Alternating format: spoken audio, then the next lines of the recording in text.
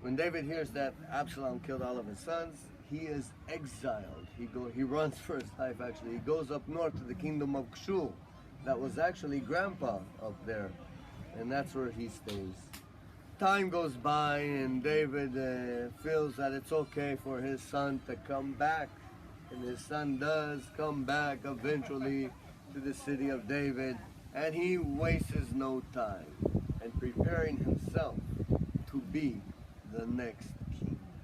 And how does he do this? He would wait and sit in the city gates, and people who would come up to judgment for his father, anybody who it was, he would grab them and take them to the side. What matter if you came up for? And he says them, and he says, oh, if only I was king in Israel, I would rule in your favor for sure. But what can you do? And as the guy comes to bow down in front of him, he won't let him, but he catches him by the beard and kisses him. Please, brother, you don't have to bow down to me. And this is how he buys the heart of the people. And when the time is right, he decides to rebel against his father. And at that time, he doesn't do this alone, by the way. He has some of his father's friends have joined his camp, seeing that he is the next young blood. He's probably going to be next king anyhow. Might as well do it now. One of those guys was a genius of a man. The scripture refers to that he was so smart that his words were considered to be almost like the words of the living God. Who am I talking about? Ahitophel. Ahitophel in Hebrew. Ahitophel the Gilonite. And Ahitophel instructs him every move that he should do and how to do it. And when they blow the shofar and announce him as king, David is caught by surprise, just like Ahitophel planned. And as Absalom comes with the soldiers, David is like, he doesn't have time to do anything. And what does he do? He runs for his life, leaving the concubines to watch the big, large stone structure. And then what does it say in the scriptures? That's the first time that the Mount of Olives is written, that David is climbing, and as he is climbing, he is crying about what is happening to him. And some people curse him as he is climbing, mostly from the house of Saul, remembering that now's their chance to get back at him. Other people, like his friend Hushai HaArki, say, David, we'll come with you, we're with you.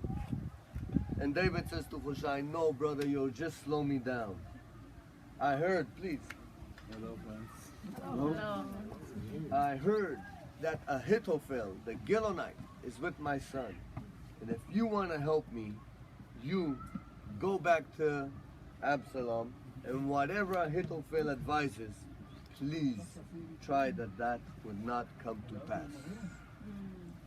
And he runs for his life as fast as he can.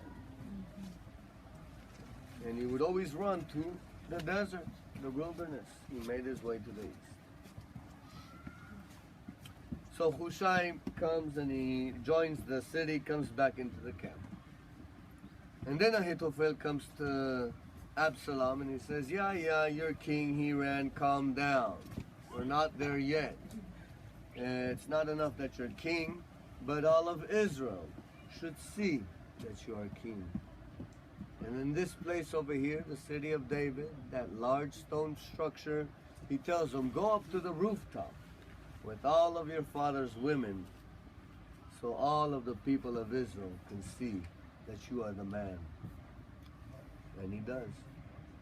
And then Ahitophel says, now give me an army, a few thousand strong, and I will go and finish this, and you will be king forever.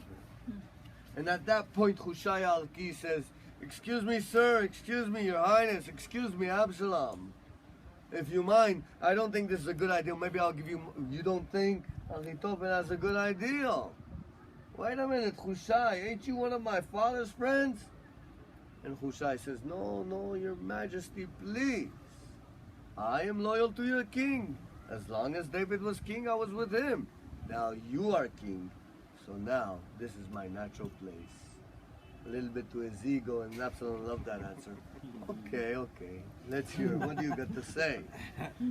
So Hushai says to him, you know, David, and all of Israel know this David. He is a man of war from his youth up.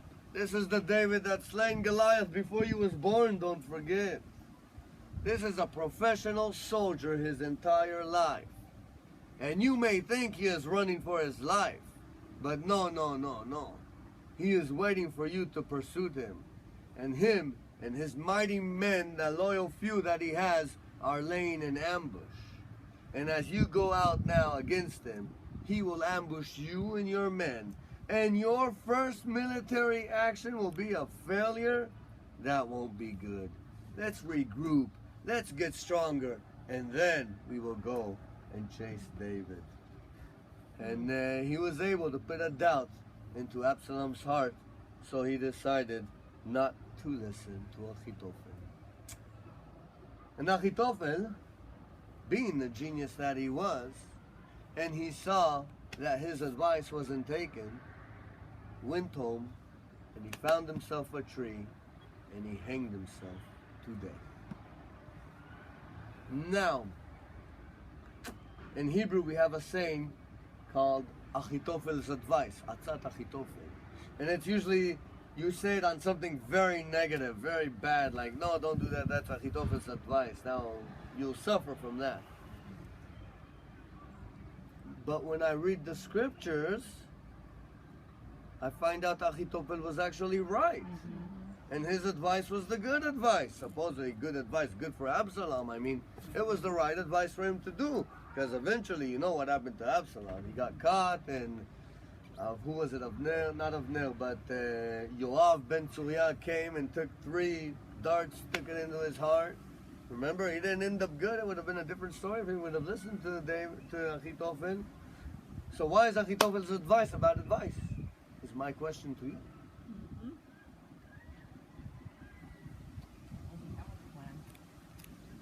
Exactly.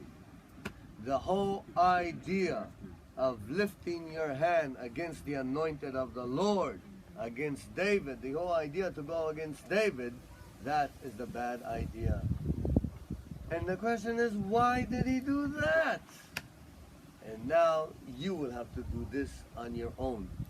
With the Kordon Odatzia, when you get home, you always have to find out the family line. And do you know who he was? Grandfather of Bathsheba. The grandfather of Bathsheba. And I guess he didn't like how David did to her husband Uriah. And he thought that he would help God.